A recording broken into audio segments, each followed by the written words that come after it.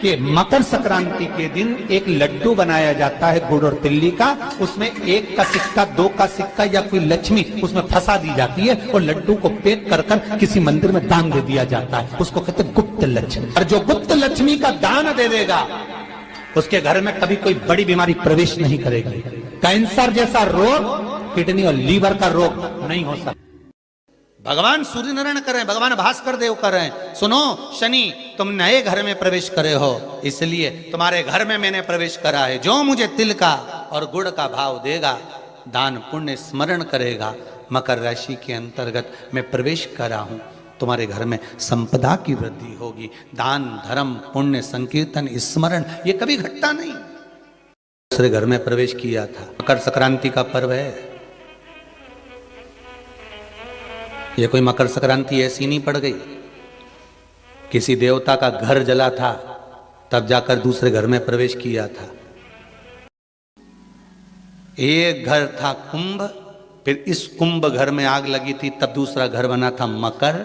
फिर मकर घर में भगवान सूर्य नारायण आए, उनका आदर हुआ, तब जाकर ये मकर संक्रांति हुई। कोई ऐसी हो गई क्या तब मकर संक्रांति हुई थी। एक बहू ने अपने ससुर का आदर नहीं करा था तो पिता ने बेटे के घर में आग लगा दी थी, केवल क्रोध में। तब जाकर ये मकर संक्रांति पड़ी थी। कोई ऐसे ही पड़ गई मकर संक्रांति? कह दिया आपने तो कि मकर संक्रांति का दान बड़ा प्रबल होता है, पर उस दान की महत्वता क्या है? हमारे शास्त्र क्या कर रहे हैं, हमारे पुराण क्या कर रहे हैं, हमारे वेद क्या कर रहे हैं? हम तो सुनते हुआ हैं, भीष्म पितामह बाणों की सैया पर पड़े तो उत्तरायण सूर्य आने वाला था, इसलिए तब प्राण त्यागूंगा।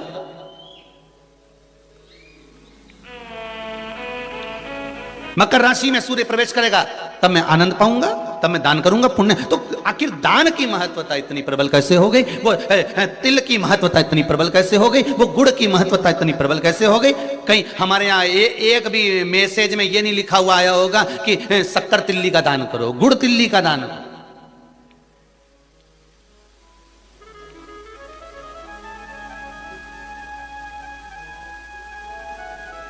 ज्योतिष के हिसाब से तिल शनि है और गुड़ सूर्य है। ज्योतिष के हिसाब से तिल शनि है और गुड़ सूर्य है। कोई साधारण सा भाव नहीं प्रगटा है महाराज जी। इस मकर संक्रांति पर केवल लोगों ने कह दिया कि पतंग उड़ा लो, और कितनी अच्छी बात है, हिंदू धर्म में कम से कम एक दिन दिया, उड़ा लो। ज्योतिष में तिल को शनि और गुड़ को जम के बोलो जरा सूर्य कहा गया। दोनों बाप और बेटे का मिलन करवाया, क्योंकि इन दोनों की बनती नहीं थी। शनि की सूर्य से ना बने, सूर्य देव की शनि देव से ना बने, दोनों का मिलन है। शिव महापुराण की कथा में भाव वर्णन करते हुए मानसरोवर शिव पुराण का स्मरण करें। एक बार सूर्य देव अपने बेटे शनि के घर गए। शनि देव का घर है कुंभ। कौन सा घर है? कुंभ। एक सरल भाषा में लेना, घर में अगर ससुर आए, घर में घर का बुजुर्ग आए, बड़ा आए, तो उसका आदर होना चाहिए कि नहीं होना चाहिए? हमारी शिव महापुराण की कथा तो यहां तक कहती है कि आपकी उम्र से अगर कोई बड़ा आ रहा है तो आपको खड़े हो जाना चाहिए। यहां तक शास्त्र कह रहा है। जिन शनि महाराज का विवाह चित्ररथ की कन्या के साथ हुआ था, वो चित्ररथ की कन्या तो ये विचार में पड़ी थी कि मैं स्वयं इतनी प्रबल और जिसका पति इतना प्रबल,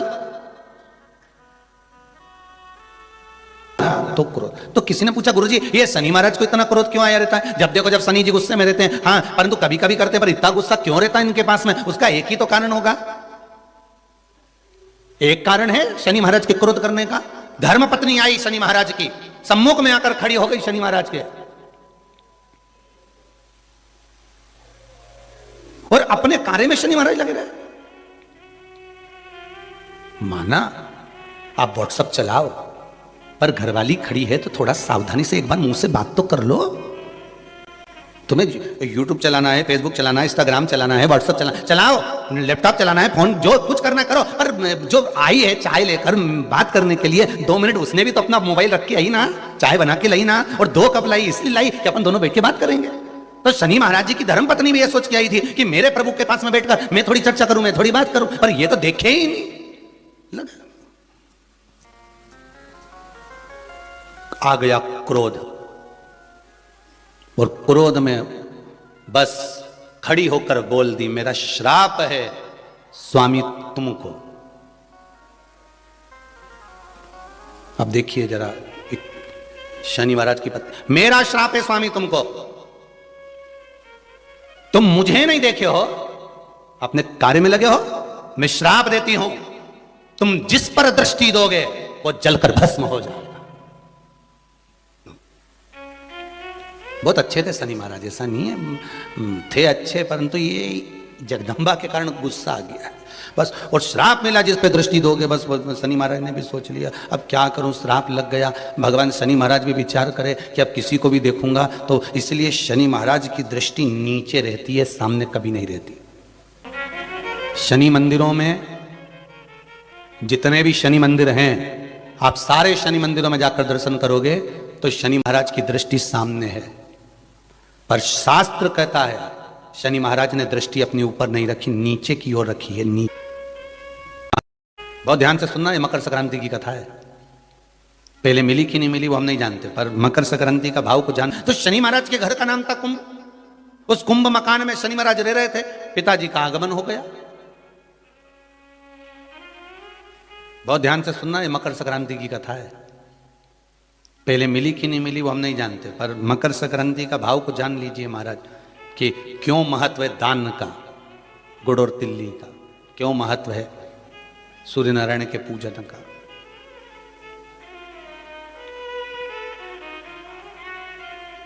महाराज भगवान सूर्य नारायण का प्रवेश हुआ कुंभ में, घर में प्रवेश करा। जैसे ही प्रवेश करा शनि महाराज तो उठ खड़े हुए, पर बहू खड़ी नहीं। घर का अगर कोई बड़ा आए, आदरणीय आए, सम्माननीय आए, तो उसको आदर देना चाहिए, सत्कार करो। जैसे ही घर में प्रवेश करे, अब घर में प्रवेश करे तो आदर का भाव होना चाहिए था। महाराज आदर का भाव प्रकट होना चाहिए था। महाराज कुंभ जल गया। शनि महाराज ने अपनी पत्नी से कहा, देखो कुछ बच्चा है घर में, कुछ बच्चा है घर में, देखिए जरा। शनि महाराज की धर्म पत्नी दौड़ कर गई है, और जाकर देखा तो धधक धधक कर जल रहा था, कुछ भी नहीं बचा था, कुछ भी नहीं है। तब शनि महाराज ने अपने पिताजी के चरण पकड़े, गलती हो गई, मेरा पिता आया था, मैं आदर नहीं कर पाया। मेरे पिता आए, सूर्य नारायण आए, और मैं आदर नहीं कर पाया। विनती करता हूं, निवेदन करता हूं, पिताजी आप, मैं दूसरे घर का निर्माण करता हूं, उस घर में आप जरूर आना पिताजी। मुझसे जो बनेगा मैं आदर के भाव रख दूंगा, मुझसे जो बनेगा मैं आदर का भाव रखूंगा। सूर्य नारायण भगवान बोले कि आज तेरे पास में कुछ खाने के लिए नहीं है?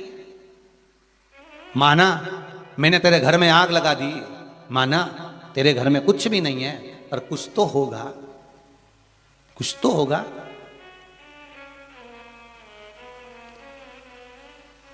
अंदर गई चित्ररथ की पुत्री, दौड़ कर गई शनि महाराज की धर्मपत्नी। थोड़ा सा तिल और गुड़ रखा हुआ था, तिल और गुड़ लेके आई, भगवान को देने लगी। सूर्य नारायण भगवान ने कहा, तेरे घर को आग मैंने लगाई है, इस तिल और गुड़ को तो मैं उस दिन लूंगा जिस दिन तू नए घर में प्रवेश करेगा, और मैं स्वयं तेरे उस घर में आऊंगा, आदर देखूंगा, तब तुझे देकर जाऊंगा। भगवान ने, शनि महाराज ने नया घर बनाया जिसका नाम था मकर।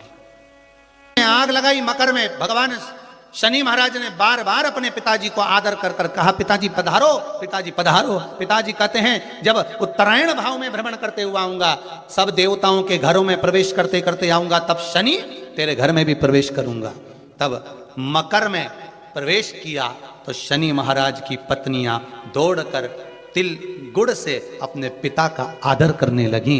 जानकर सूर्य नारायण भगवान ने वर प्रदान कर दिया। आज मैंने इस मकर राशि में प्रवेश करा है, मकर के अंदर प्रवेश करा है, जो मुझे गुड़ और तिल्ली का दान देगा, सूर्य को अर्घ देगा, सूर्य का स्मरण करेगा, मेरा स्मरण करने वाला कभी खाली नहीं रहेगा।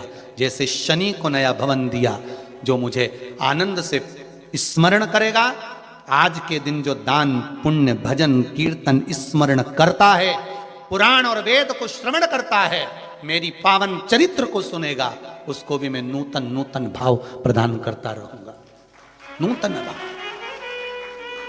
इसलिए होती है मकर संक्रांति और तिल और गुड़ का दान। और आप सभी को मकर संक्रांति के पावन अवसर पर बहुत बहुत बधाई देते हुए भाव प्रकट कर रहे हैं कि कम से कम आपने मकर संक्रांति की कथा को श्रवण तो करा, जनमानस तक ये कथा पहुंची तो सही, तक भेजी है इस कथा को कि मकर संक्रांति पर क्यों गुड़ और तिल का दान होता है, किस लिए होता है। माता पिता का आदर करा है, इसलिए आज भी कुछ चीजें घर के बुजुर्गों को दी जाती है, बड़ों को दी जाती है, छोटों को नहीं, बड़ों को देते हैं। कहते हैं कि ये 13-14 चीजें आप लोग बांटते हो ना, तो किसको बांटते हो? तुमसे छोटी उम्र वालों को बांटोगे? सास के बहू को देगी सामान? सास बहू को देती है क्या सामान? नहीं। बहू किसको देती है? सास को। बहू किसको देती है? जेठानी को। बहू सामान किसको देती है? ननद को। बहू सामान किसको देती है? कोई मोहल्ले में कोई बड़ी उम्र की कोई बहुएं हों, बड़ी उम्र के जो लोग हों, सौभाग्यवती नारी हो, उसको ये 13-14 चीजें दी जाती है। जो भी आप बांटते हो, टीकी का पत्ता हो, सिंदूर की डिब्बी हो, मेहंदी हो, कोण हो, जो भी आप बांट रहे हो, लाली भी बांट देते कई कई, तो उनका क्या है। तो ये जो चीज आप लोग बांटते हो, ये किसको देते हो आप लोग? किसको प्रदान करते हो? छोटे को नहीं, घर से बड़े को, जो आपके अवस्था से बड़े हैं, जो आपसे बड़े हैं, आप उनको दे रहे। क्यों देते हैं बड़ों को? ये यहां आदर का भाव दिखाया गया, यहां आदर दिखाया गया कि यहां कुंभ में शनि महाराज अपने घर में रह रहे थे, सूर्य नारायण भगवान का आगमन हुआ, आज बेटे से मिलने का भाव जागृत हुआ और कुंभ में प्रवेश कर रहे। कभी मालूम है कि खिचड़ी क्यों बनाई जाती है मकर संक्रांति में?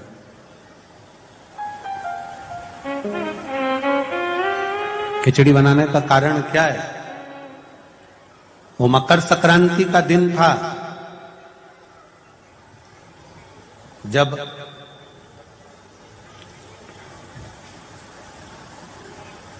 सनातन धर्म पर आंच आकर खड़ी हो गई थी और सनातन धर्म को नीचे गिराने वाले लग गए थे। चारों तरफ आक्रमण कर दिया था। तब सैनिक भी नहीं थे। तब गुरु गोरखनाथ जी ने अपने सारे शिष्यों को कह दिया था कि चिमटा उठाओ और चल पड़ो युद्ध के लिए। तो सारे साधु संत सन्यासी तपस्वी साधक उपासक जितने थे वो सब युद्ध करने के लिए आ गए। जब युद्ध में ऐसा युद्ध चालू हुआ, ऐसा युद्ध चालू हुआ, ऐसा युद्ध चालू हुआ कि खिलची अपनी सेना को लेकर पीछे हटने लगा,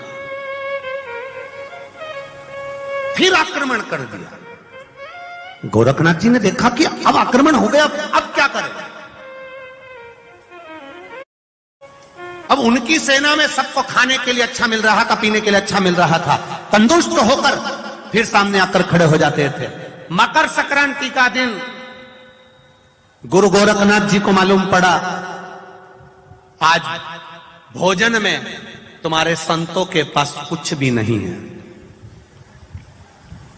कुछ भी नहीं, और भोजन में कुछ भी नहीं, और ये बाकी की सेना जो सामने वाली है उसके पास में तो इतना बल है, खाते हैं और एनर्जी आ जाती है, बल आ जाता है। गोरखनाथ जी ने कहा चिंता मत करो, उत्तरायण सूर्य है, मकर राशि का प्रवेश है, मैं भी ऐसा अमृत तैयार करता हूं कि मेरी सेना को जब मैं खिलाऊंगा तो विजय कर कर आएगी। और गुरु गोरखनाथ जी ने सबसे पहली खिचड़ी मेरे गुरु गोरखनाथ ने अपने सारे संतों के लिए, भगवंतों के लिए गुरु गोरखनाथ ने तैयार करी और कहा खिला दो खिचड़ी और करो आक्रमण। खिचड़ी खाकर मकर संक्रांति के दिन जब आक्रमण किया गया तो पूरी सेना को तहस नहस कर कर ये सनातन धर्म फिर बच गया। ये सनातन धर्म की रक्षा ये खिचड़ी प्रसाद। आज भी मकर संक्रांति के दिन खिचड़ी का महत्व है महाराज।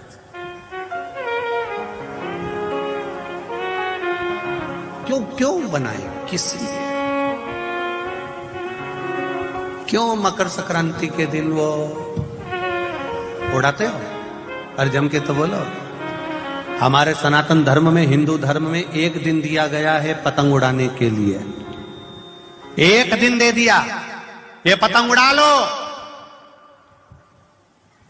उड़ाओ, काटो। सनातन धर्म में एक दिन दिया गया कि एक दिन उड़ाओ, मना नहीं है। एक दिन काटो, मना नहीं है। पर बाकी के दिन किसी भी बहन बेटी की कोई फालतू बात मत उड़ाना और किसी की जिंदगी मत काटना। संपूर्ण भारत की भूमि पर, संपूर्ण विश्व में मकर संक्रांति महोत्सव मनाया जाएगा। अपने अपने घरों में रहकर लोग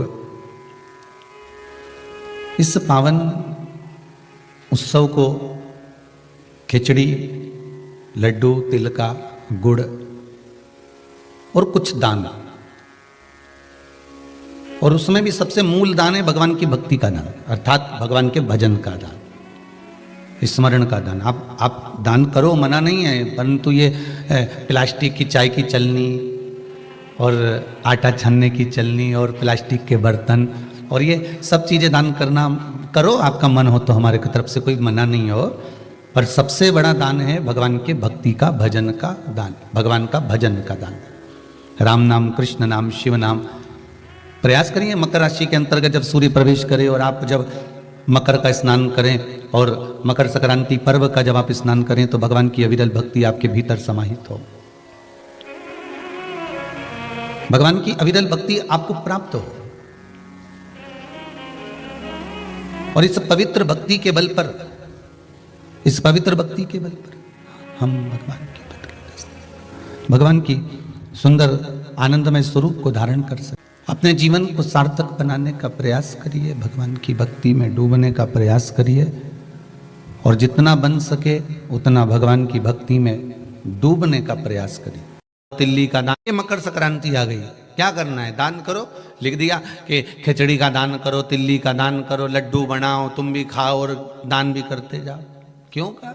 ये व्यापार में दिक्कत आ रही है, व्यवसाय में तकलीफ आ रही है, या किसी न किसी रूप में कोई ना कोई कष्ट आपको लग रहा है, तो अवधूतेश्वर महादेव का नाम लेकर काली तिल्ली, वृक्ष की पत्ती और एक बमूल का कांटा लेकर, और आप दुकान में से उतार लो, चाहे शरीर पर से उतार लो, उसको ले जाकर किसी भी चौराहे पर उसको पटक दीजिए।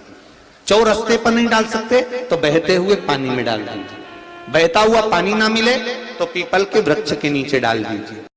कोई भूमि पर कब्जा कर लिया और नहीं छोड़ रहे, तो मान लो अगर कोई कब्जा कर लिया हो और वो प्लाट या कोई दुकान, कोई व्यापार की स्थान नहीं छोड़ रहा, कहता है महाराज जी शमी पत्र की 5 पत्तियां, कितनी पत्तियां लेना है? 5। शमी पत्र की 5 पत्ती, बेल पत्र की 11 पत्ती। मकर राशि में प्रवेश करते समय सूर्य का स्मरण करते हुए सूर्य पे से 7 बार घुमाकर भगवान शिव का नाम मंत्र लेते हुए, जो शिव महापुराण का मूल मंत्र है, श्री, बोलिए जम के, श्री शिवाय नमस्तुभ्यम। शिव महापुराण के मूल मंत्र का स्मरण कर कर सूर्य पर से घुमाकर शंकर भगवान के शिवलिंग पर जो समर्पित कर देता है और चढ़ी हुई एक बेलपत्र, शमी पत्र उस स्थान पर डाल देता है जो कब्जा नहीं छोड़ रहा, महाराज 6 महीने के अंदर वो कब्जा छोड़कर भागता नजर आता है।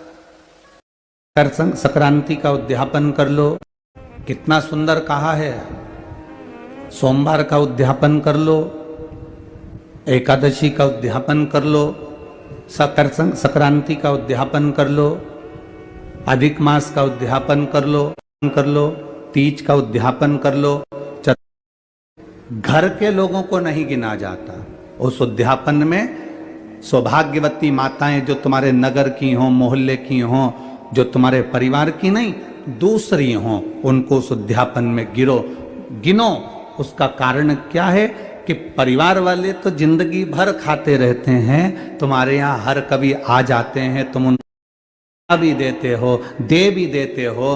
परिवार को दिया दान नहीं कहलाता। जब दूसरी कोई सौभाग्यवती नारी तुम्हारे यहाँ उद्यापन में भोजन कर कर जाएगी तब वो दान कहलाए। हमारे सनातन धर्म में जितनी भी चीजें हैं, हाथ में अगर हम मोली बांध रहे हैं, लाल लच्छा बांध रहे हैं, नाड़ा बांध रहे हैं, वो लाल पीला धागा बांध रहे हैं, क्यों बांधते हैं? किस लिए बांधा जाता है? उसको बांधने का केवल एक कारण होता है कि हम किसी दूसरे के बंधन में ना पड़ जाएं, तो वो बंधन बांधा था।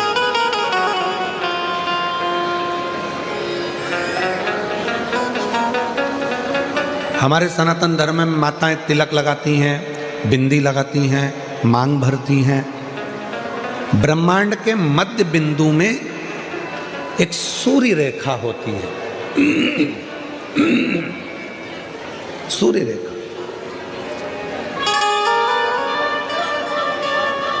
सूर्य का रंग होता है लाल और सूर्य का रंग लाल होता है। सिंदूर, मांग में भरने वाला कुंकू लाल होता है, लाल कलर होता है। जब माताएं अपने मांग में सिंदूर भरती हैं, लाल रंग का कुंकू या सिंदूर मांग में भरती हैं, तो उनकी सूर्य रेखा प्रबल हो जाती है। और यदि कोई माता पढ़ी लिखी भी नहीं होती है, कुछ भी ना पढ़ी लिखी है, तो भी अपने बच्चे को पढ़ाने की सामर्थ्यता उसमें तुरंत प्रकट हो जाती है, वो पढ़ा। छोटू भाई, पहले के समय में माताएं इतनी पढ़ी नहीं होती थी।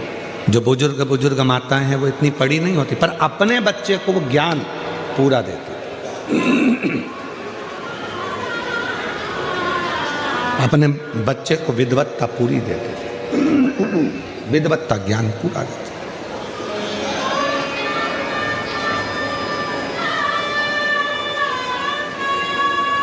जितने भी सनातन धर्म के ये कार्य हैं, हाथ में मोली बांधना, मस्तक पर तिलक लगाना, मांग भर लेना, मंगल सूत्र धारण कर लेना, शादी के समय पर मंगल सूत्र गले में पहनाया जाता है। क्यों पहनाते हैं मंगल सूत्र? क्योंकि उस मंगल सूत्र में कुछ दाने काले होते हैं, कुछ दाने पीले होते हैं। कुछ दाने सोने के होते हैं पीले कलर के, कुछ काले कलर के होते हैं, और बीच में एक छोटा सा पेंडिल हो जाता है, मंगल सूत्र।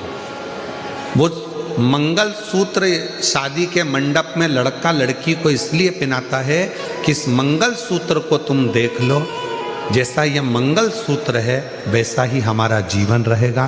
कुछ दिन काले रहेंगे तो कुछ दिन पीले रहेंगे, कुछ दिन सुख के रहेंगे तो कुछ दिन दुख के रहेंगे।